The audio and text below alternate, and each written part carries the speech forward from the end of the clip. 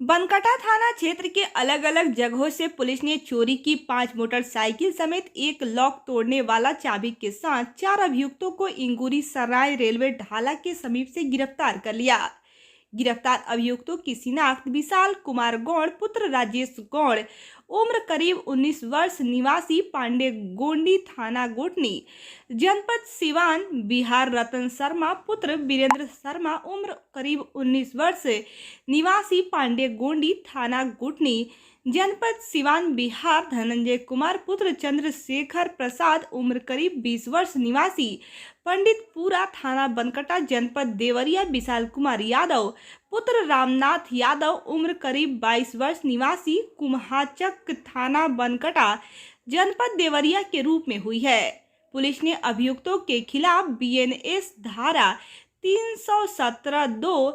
338, 336(3), 341(2) के तहत मुकदमा दर्ज कर चालान कर दिया।